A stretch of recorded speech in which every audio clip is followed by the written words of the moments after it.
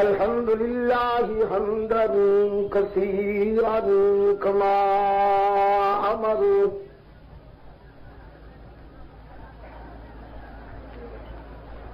ونشهد أن لا إله إلا الله وحده لا شريك له في الخلق والأمر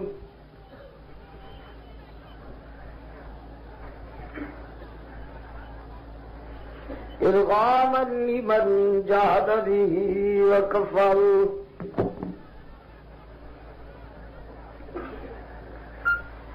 ونشهد أن سيدنا ومولانا محمدا عبده ورسوله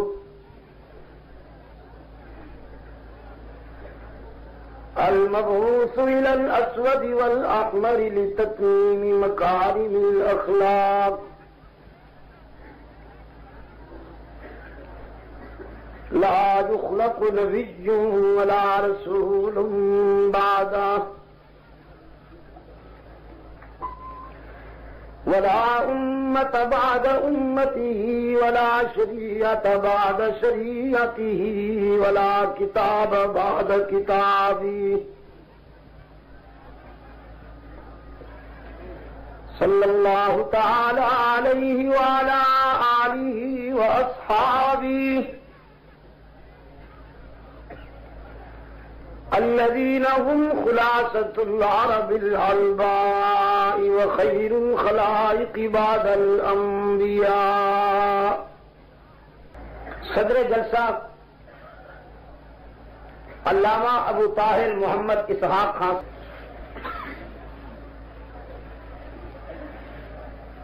کتاب اللہ سے میں نے آپ کے سامنے جو حصہ تلاوت کیا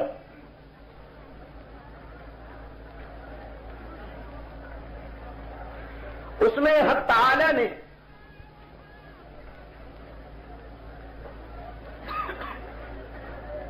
فرزندان اسلام کو دعوت عمل دیتے ہوئے فرمایا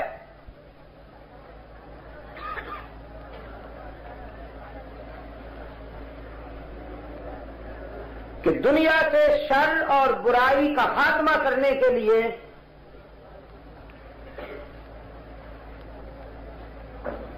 حق و صداقت کا پرچم اونچا رکھنے کے لیے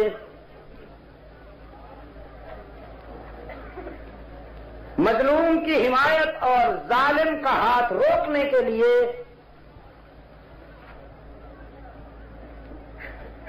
تم اس طرح میدان عمل میں اپنا فرض ادا کرو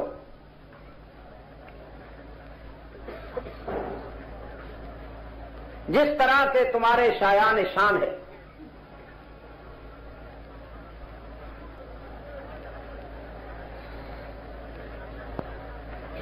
فرمایا ان ابراہیم کان امۃ قانتا للہ حنیفا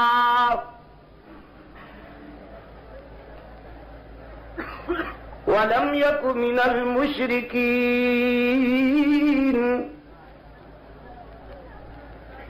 شاکرا لانعمہ اجتباہ وہداہ الی صراط مستقیم.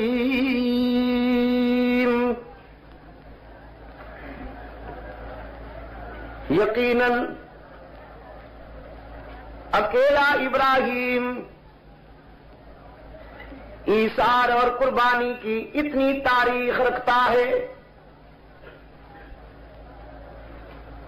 پوری امت بھی اس قدر ایثار نہیں کر سکتی, اتنی قربانی نہیں دے سکتی جو تنہا ابراہیم نے دے دی.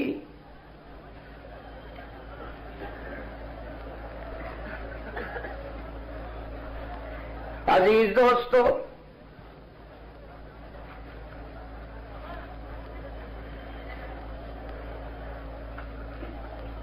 حق و صداقت کے موقف کی سربلندی کے لیے کبھی ابراہیم علیہ السلام وطن چھوڑ رہا ہے, کبھی اللہ کی مشیت کی تعمیل میں بیوی اور بچے کو ویرانے میں بٹھا رہا ہے.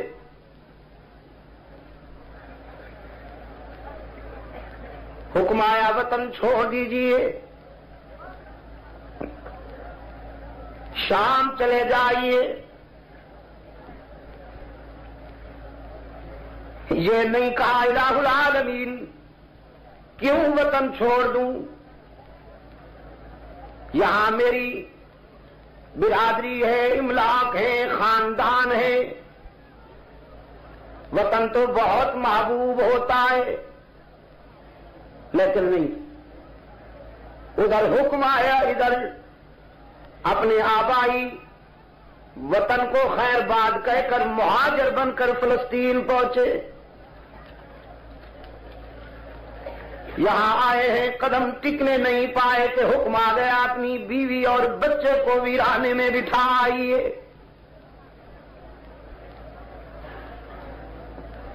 یہاں بھی کیوں نہیں فرمایا، بیوی کو ساتھ لیا، لخت جگر کو سینے سے لگایا، ویرانے میں بٹھا آئے، ویرانے میں بٹھا کر حق تعالی کی حضور دست بدعا ہوئے، فرمایا ربنا انی اسکنت من ذریتی بواد غیر ذی زرع عند بیتک المحرم۔ الہ العالمین محض تیری رضا کے لیے، تیری خوشنودی کے لیے اپنی متاع قلب و جگر ویرانے میں بٹھا رہا ہوں، اور دیکھ اس لیے نہیں بٹھا رہا ہوں کہ جہاں یہ جھنڈیاں لگائے اور میرا بیٹا مجاور بن کے بیٹھ جائے، تعویذ گنڈے کا کاروبار کرے، لوگوں سے نذرانے لے لے کر بیلنس بنائے، ربنا لیقیموا الصلاۃ، اسے اس لیے بٹھا رہا ہوں کہ تیرے ذکر کی اور نماز کی اور تسبیح کی دنیا میں بہار آ جائے، فَجَعَلْ أَفْئِدَةً مِّنَ النَّاسِ تَهْوِي إِلَيْهِمْ، میں اسے اکیلا چھوڑ کر جا رہا ہوں، تو اسے اکیلا نہ رہنے دیجیے، اپنے بندوں کے قلوب کو میرے لخت جگر کی طرف متوجہ کر دیجیے، وَارْزُقْهُم مِّنَ الثَّمَرَاتِ لَعَلَّهُمْ يَشْكُرُونَ، اور اے پروردگار رزق بھی انہیں تو خود عطا کر، رزق کے معاملے میں بھی انہیں کسی کا محتاج نہ ہونے دینا، رزق بھی دال روٹی نہیں مانگتا ہوں، من الثمرات فروٹ عطا کر انہیں، پھل عطا کر انہیں۔ خلیل مانگ رہے تھے اور عقل انسانی حیران تھا کہ کہاں کھڑے ہو کر کیا چیز مانگ رہے ہیں، کھڑے وہاں ہیں کہ جس زمین کے سینے سے قیامت تک پانی نہیں نکل سکے گا زمزم کے سوا، اور مانگتے ہیں پھل فروٹ۔ یہ پھل فروٹ تو سبزہ زاروں کی چیز ہے، زرخیز زمینوں کی پیداوار ہے، یہ تو سنگلاخ دھرتی ہے، سڑی اور جلی ہوئی زمین ہے۔ خلیل کے عشق نے جواب دیا، بے شک یہاں باغات پیدا نہیں ہوں، لیکن میں جس سے مانگ رہا ہوں وہ دے سکتا ہے۔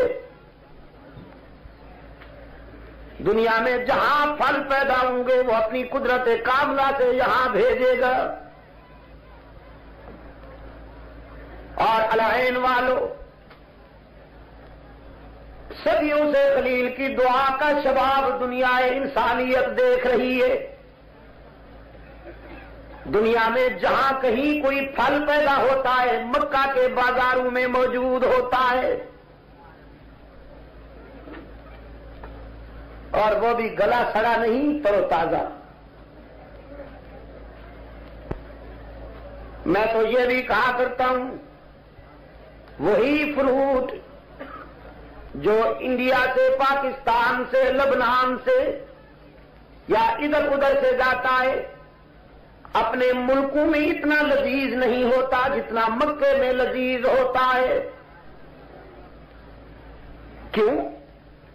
اس لیے کہ جب پھلوں کی پیٹیاں، فروٹ کے ڈبے مکہ کے بلدیاتی حدود میں داخل ہوتے ہیں تو ان میں خلیل کی دعا کی تاثیر شامل ہو جاتی ہے۔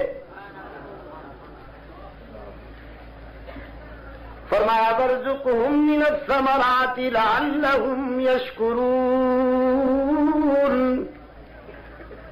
خدا بندہ رزق بھی انہیں تو عطا کرنا تاکہ تیرا کھائیں اور تیرے گن گائیں۔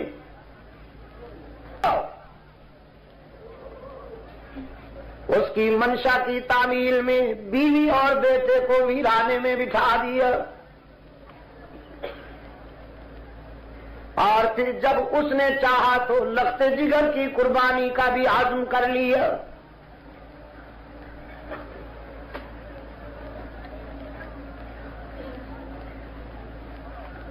قرآن پاک اطلاع دیتا ہے کہ ابراہیم علیہ السلام نے اپنے بیٹے کو اللہ کی منشا سے مطلع کیا، فرمایا انی ارا فی المنام انی اذبحک فانظر ماذا تری۔ عزیزم، میں نے خواب دیکھا ہے کہ خنجر میرا ہے، گلا تیرا ہے، اور حکم پروردگار کا ہے۔ ذرا اپنے دل سے پوچھ کر میرے خواب کی تعبیر بتائیے۔ فرزند خلیل کی فراست نے اور بصیرت نے رہنمائی کی، پیغمبر کا خواب بھی وہی ہوتا ہے۔ فرمایا یا آبتی افعل ما تؤمر، جب اللہ کی منشا یہی ہے تو پھر مشورے کی کوئی گنجائش نہیں رہی۔ افعل ما ترى نہیں فرمایا، افعل ما تؤمر، آپ وہی کیجئے جو آپ کو حکم ملا ہے۔ رہی میری بات تو میں کم سن ضرور ہوں لیکن بالغ نظر ہوں۔ ستجدنی انشاء اللہ من الصابرین، آپ مجھے صبر کرنے والوں میں سے پائیں گے۔ عزم پختہ صحیح، ارادہ پختہ صحیح، لیکن پھر بھی اسماعیل کے آداب دیکھیے، انشاءاللہ ضرور کہا۔ آپ کی چاہت کے باوجود، میرے عزم کے باوجود کامیابی اس وقت تک نہیں ہوگی جب تک اس کا لطف و کرم شامل نہیں ہوگا۔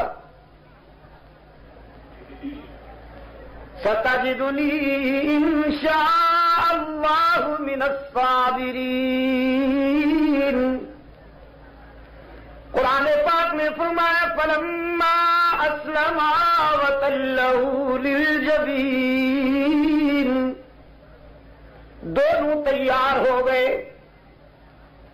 ابراہیم خنجر چلانے کے لیے، اسماعیل گلا کٹوانے کے لیے، دونوں تیار ہو گئے، اور اسماعیل نے اپنے آپ کو سپرد کر دیا منشاء خداوندی کے۔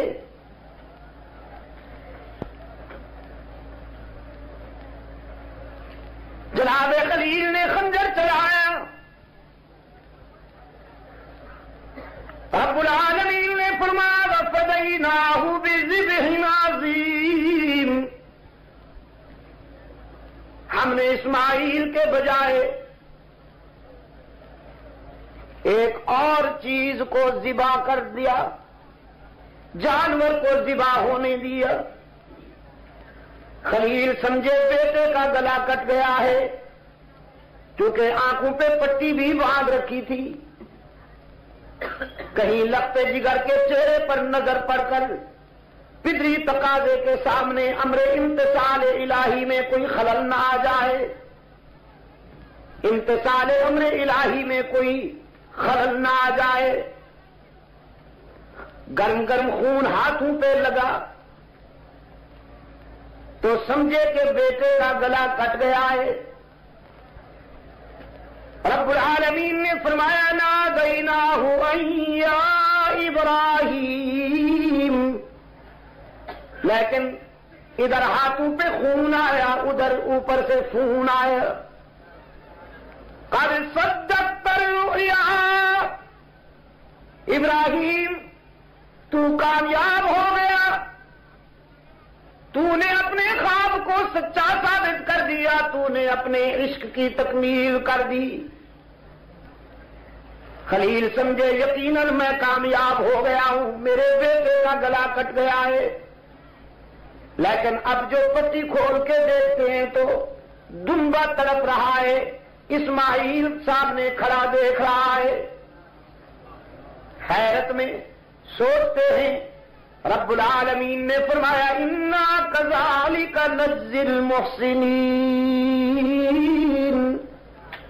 حیران ہونے کی بات نہیں، ہم وفاؤں کا صلہ وفاؤں سے دیا کرتے ہیں، ہم احسان کا بدلہ احسان سے دیا کرتے ہیں۔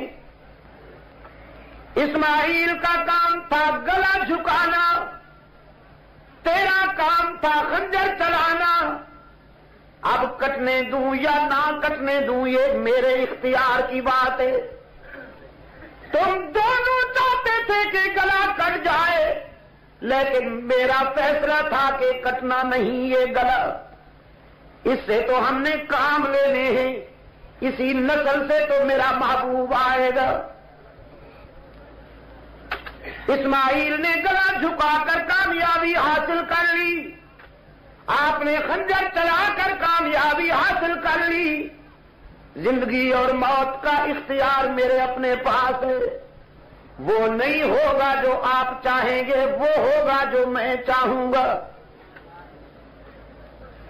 تو کامیابی کی سند بھی لے جائیے، اپنے لخت جگر کو بھی بسلامت لے جائیے، حاضرہ کی نگاہیں منتظر ہوں گی۔ کیوں عزیز دوستو، وطن چھوڑ دیا، بیوی اور بچے کو ویرانے میں بٹھائے، لخت جگر کے گلے پہ خنجر بھی چلا دیا نا۔ لیکن ان تمام مرحلوں سے پہلے عین شباب میں، جوانی میں دعوت و تبلیغ کے آغاز پر باطل قوتوں سے ٹکرائے، باطل قوتوں سے ٹکرائے، آستانہ پرستوں سے ٹکرائے، مجاوروں سے ٹکرائے۔ باطل نے کہا، نمرودی طاقت نے کہا ہم آگ جلا سکتے ہیں، براہیمی صداقت نے کہا ہم چھلانگ لگا سکتے ہیں۔ تو نمرود نے آگ جلائی، نمرود نے، اور خلیل نے چھلانگ اس نے کیوں جلائی، انہوں نے کیوں چھلانگ لگائی؟ ذرا تھوڑا سا پس منظر۔ صورتحال یہ تھی العین کے دوستو، صورتحال یہ تھی کہ ابراہیم علیہ السلام نے ان کے خود ساختہ خداؤں کی ناک کاٹ ڈالی۔ ابراہیم علیہ السلام نے پہلے تو زبان سے ان بتوں کی نفی کی کہ یہ کچھ نہیں کر سکتے، ظالموں، ان پہ تو چادریں بھی تم چڑھاتے ہو، ان کے سامنے مٹھائیاں بھی تم ڈالتے ہو، ان کے آگے جھاڑو بھی تم دیتے ہو، یہ تو اپنے اوپر سے مکھی بھی نہیں اڑا سکتے۔ کچھ دن تک تو تبلیغ کی، کچھ دن تک تبلیغ کی، لیکن جب دیکھا لاتوں کے بھوت ہیں، باتوں سے نہیں سمجھیں گے، تو پھر 6 نمبروں کے بعد 7ویں نمبر کی باری آ گئی، آئے گی انشاءاللہ، یہاں بھی آئے گی۔ فرمایا تاللہ لأکیدن اصنامکم بعد ان تولوا مدبرین، قربان جاؤں پیغمبر تیرے عزم پر، ہائے نبی کے عزم کا کون مقابلہ کرے؟ کوئی مصلحت گوارا نہ کی، بچاؤ کے لیے، بچنے کے لیے کوئی عافیت پسندانہ مصلحت گوارا نہ کی، اعلان کر دیا اگر تمہیں میری بات سمجھ میں نہیں آتی تو اب ہاتھوں سے ثابت کروں گا کہ یہ تمہارے خود ساختہ آستانے، خود ساختہ بت، تمہارے بنائے ہوئے مشکل کشا حاجت روا کارساز کوئی حیثیت نہیں رکھتے، کچھ بھی نہیں کر سکتے۔ اب عمل سے بتاؤں گا، جو زبان سے کہتا رہا ہوں اب قوم کہنے لگی واجبہ، ہم جو موجود ہیں، آپ ہمارے خداؤں کو ہاتھ تو لگا کر دیکھیے، ہماری موجودگی میں آپ ہمارے خداؤں کو کیسے ہاتھ لگائیں گے، ہم جو ان کے محافظ موجود ہیں۔ الہین کے دوستو، خدا ملاحظہ فرمائیے جن کی حفاظت قوم کر رہی ہے۔ ابراہیم علیہ السلام نے فرمایا بعد ان تولوا مدبرین، تم میلے پر جانے والے ہو نا، جب تم سب میلے پر چلے جاؤ گے یہ اکیلے ہو جائیں گے، تم میلے پر چلے جاؤ گے یہ اکیلے ہو جائیں گے، پھر ان کو میں دیکھوں گا، یہ مجھے دیکھیں گے۔ قرآن کہتا ہے پوری قوم میلے پر چلی گئی اور ابراہیم علیہ السلام کلہاڑا لے کر آ گئے کہ باطل کی سرکوبی کے لیے خطرات کو للکارو۔ کلہاڑا لے کر آئے ہیں حضرت خلیل، اور آ کے دیکھا بت سجے ہوئے ہیں، چادریں دلی ہوئی ہیں، اور سامنے رکھی ہیں سویٹ، مٹھائیاں۔ صورتحال کچھ اس طرح کے، بڑا بت درمیان میں، چھوٹے بت جانبین میں، کناروں پہ، یہ چھوٹا بت، پھر اس کے ساتھ بڑا، پھر اس سے بڑا، پھر اس سے بڑا، پھر اس سے بڑا، پھر اس سے بڑا، پھر اس سے بڑا، اور درمیان میں سب سے بڑا۔ یہ گویا ایک طرح کی کمپنی بنا رکھی تھی اور سامنے رکھی تھی بتوں کے سامنے کھڑے ہو کر سب سے پہلے تو انسانی ذہن کی پستی پر افسوس کیا۔ انسان بھی کیسا عجیب ہے، دینے پہ آ جائے تو بتوں کے آگے مٹھائیاں ڈال دیتا ہے، سنگ دل بن جائے تو یتیموں کے آنسوؤں پہ بھی رحم نہیں کرتا، ڈالنے پہ آ جائے تو بتوں پہ اطلس و کمخاب کی چادریں ڈال دیتا ہے، سنگ دل بن جائے تو بیوہ کے سر پہ چادر نہیں ڈالتا۔ پھر بتوں کو خطاب کرتے ہوئے فرمایا الا تأکلون، یہ کھانے کی چیزیں ہیں ظالموں، کھاتے کیوں نہیں؟ کھاؤ نا۔ طنز تھا خلیل اللہ کا، طنز تھا ان کی بے زبانی پر، ناتوانی پر، ورنہ پتہ تھا حضرت ابراہیم علیہ السلام کو بھی کہ یہ کھانے پینے والی شے نہیں ہے۔ فرمایا لا تأکلون، کھاتے کیوں نہیں؟ وہ کیا جواب دیتے؟ قرآن کہتا ہے فَضَرَبَ ضَرْبًا بِالْيَمِينِ. اب مجاہد نے ایکشن شروع کیا اور بڑے آرام کے ساتھ ایک ایک بت کا پوسٹ مارٹم کیا. بڑی نفاست سے ان کی ناک کاٹی, بڑی نفاست سے انہیں ریزہ ریزہ کیا. فَجَعَلَهُمْ جُزَازًا, ٹکڑے کر دیا, بھرکس نکال دیا سب کا, اور پھر سب کا دماغ درست کرنے کے بعد آلہ قتل اور کلہاڑا رکھ دیا بڑے کے کندھے پر. جزاک اللہ. الہ العالمین, اس بڑے کو کیوں نہیں ختم کیا؟ رب العالمین فرماتے لعلہم الیہ یرجعون. اس بڑے کو اس لیے چھوڑ دیا تاکہ قوم جب واپس آئے تو اپنے چھوٹوں کی تباہی کا حال بڑے سے پوچھے کہ پریزیڈنٹ صاحب آپ کے ہوتے ہوئے یہ کمپنی تباہ ہو گئی. حضرت ابراہیم علیہ السلام اپنا کام پورا کر کے چلے گئے, بت خانے کا دروازہ بند کر کے چلے گئے. شما بخیر ماں بسلامت. قوم واپس آئی, نمرودی قوم واپس آئی.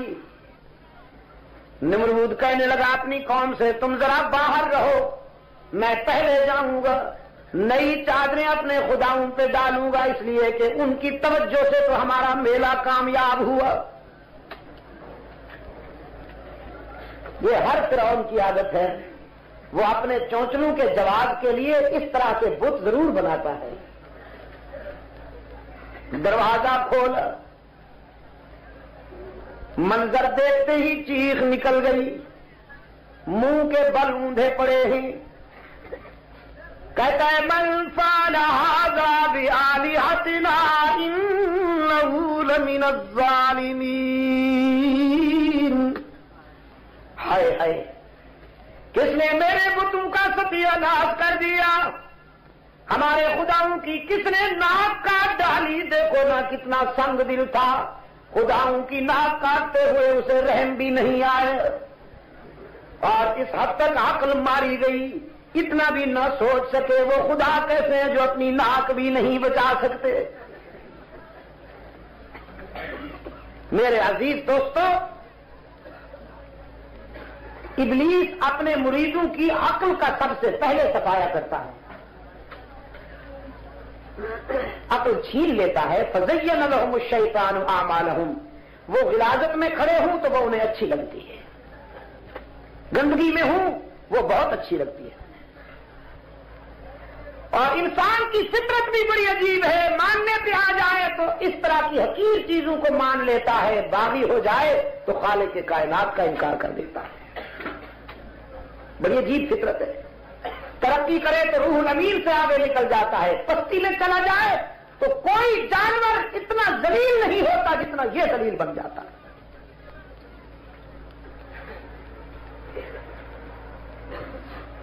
میرے عزیز دوستو, کچھ نوجوانوں نے نمرود سے کہا سمینا فتن یذکرہم, ہم نے کل ایک نوجوان سے سنا تھا, وہ کہہ رہا تھا تم میلے پر جاؤ میں ان کی طبیعت ٹھیک کروں گا.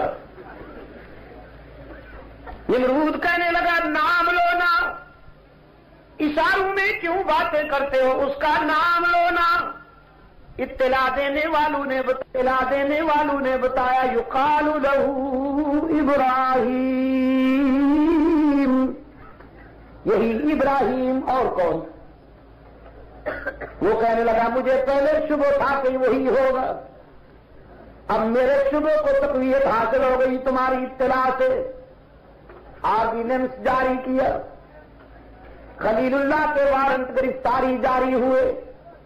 کہتا ہے فَأْتُوا بِهِ عَلَىٰ أَعْيُنِ النَّاسِ, ذرا جلدی جاؤ اسے گرفتار کر کے لاؤ اور ساری قوم کو بھی جمع کر لو تاکہ پوری قوم کے سامنے ہم اپنے خداؤں کے قاتل کو سزا دیں اور ایسی عبرتناک سزا دیں کہ آئندہ کسی کو جرأت نہ ہو سکے ہمارے خداؤں کے خلاف انگلی اٹھانے کی۔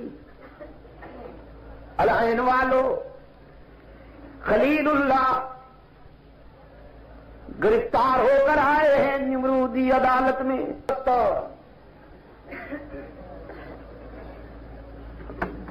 ہاتھوں میں ہتکڑیاں پہن کر آئے ہیں حضرت ابراہیم علیہ السلام، ہتکڑیاں سجا کے آئے ہیں، اور نمرود کہتا ہے انت فعلت ھذا بآلہتنا یا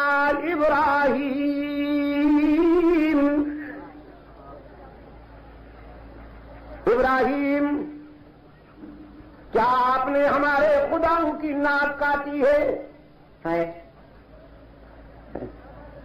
ابراہیم علیہ السلام نے فرمایا بدبختو کیا کہہ رہے ہو، کوئی خداؤں کی ناک نہیں کاٹ سکتا ہے؟ کہیں غلط فہمی تو نہیں، وہ غلط نظری تو نہیں ہوئی؟ سمجھنے میں مغالطہ ہو جائے تو غلط فہمی ہوتی ہے نا، اور دیکھنے میں مغالطہ ہو جائے تو وہ غلط نظری۔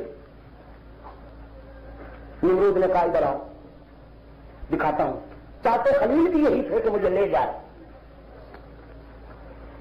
ابراہیم علیہ السلام کو پکڑ کے لے آیا بت خانے میں، دروازہ کھول کے دکھایا، یہ دیکھو تباہ ہوئے پڑے ہیں کہ نہیں؟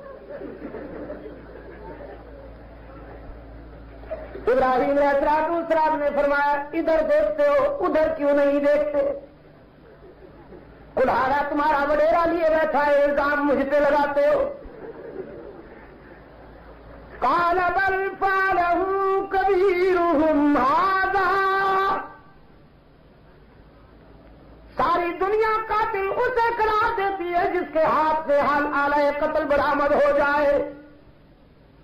یہ مقتول پڑے ہیں اور آلہ قتل تمہارا بڑا لیے بیٹھا ہے، تو قاتل تو پکڑا گیا۔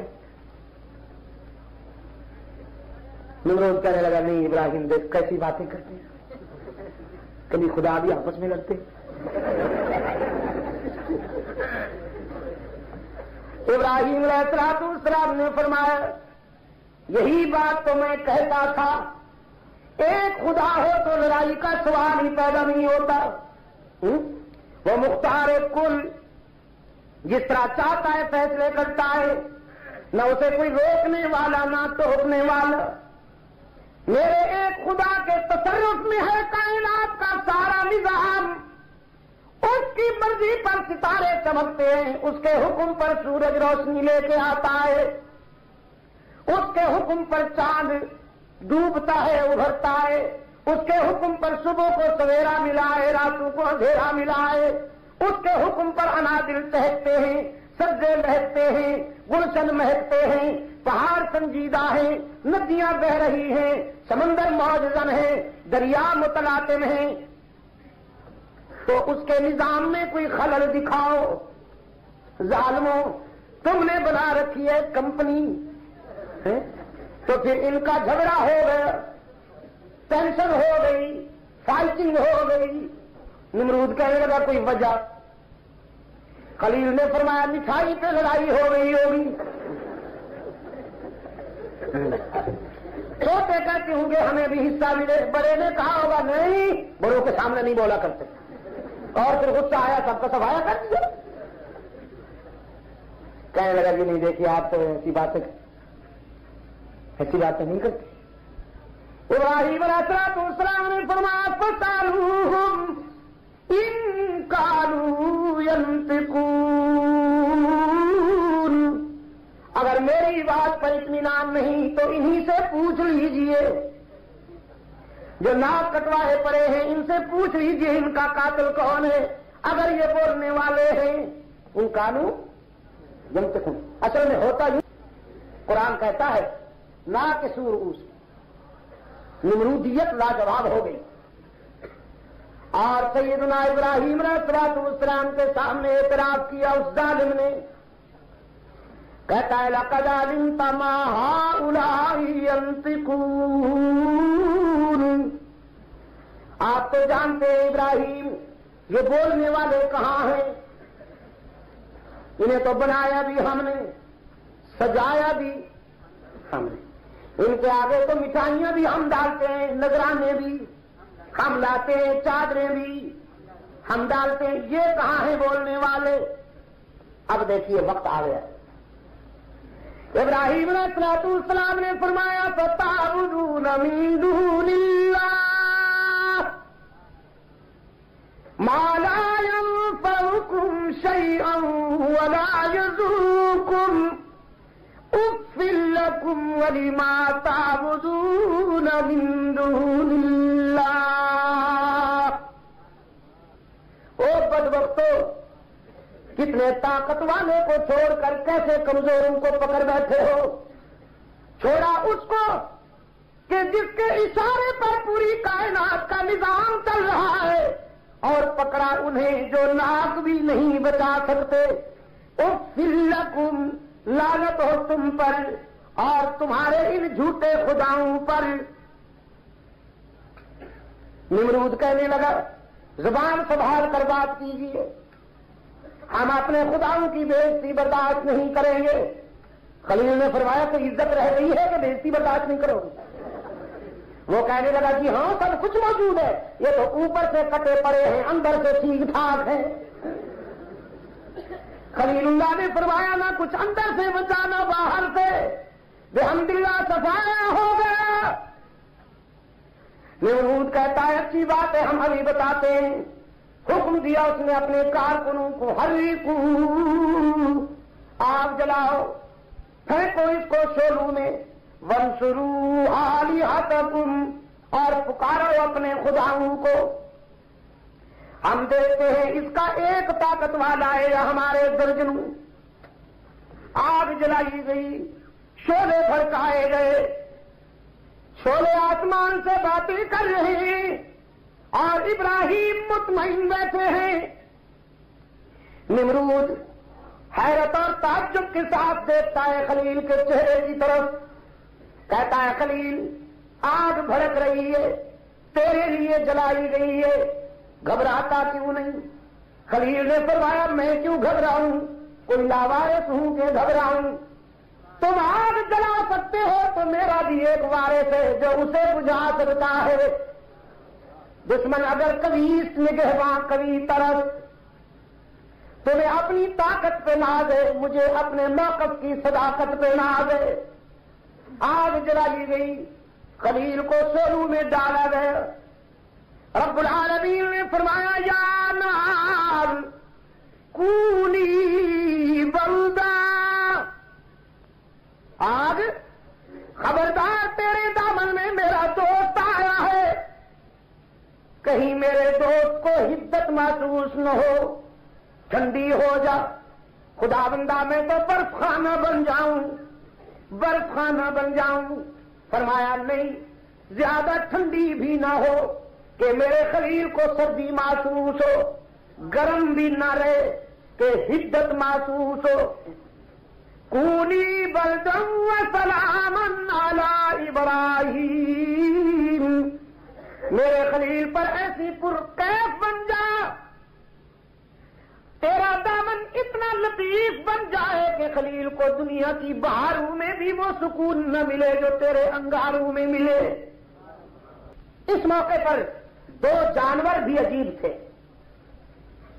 ایک جانور وہ تھا کہ جو شعلوں کو پھونکتے ہوئے ہوا دے رہا تھا، اور ایک جانور وہ تھا چھوٹا سا پرندہ جو پانی اپنی چونچ میں لے آ کر آگ میں ڈالتا تھا۔ کسی نے کہا تیری چونچ میں یہ قطرہ ایک پانی کا جو ہے یہ آگ بجھا دے گا؟ یہ تو وہاں سے ٹوٹتا ہے، یہ تو شعلوں کی لو میں خشک ہو جاتا ہوگا۔ وہ کہنے لگا آگ بجھا دوں کو میں نے ٹھیکہ لے رکھا ہے، میں تو اپنی دوستی اور یاری کا حق ادا کر رہا ہوں کہ حشر میں میرا نام ابراہیم کے دوستوں میں لکھا جائے بس۔ الحمد للہ حمدا کثیرا کما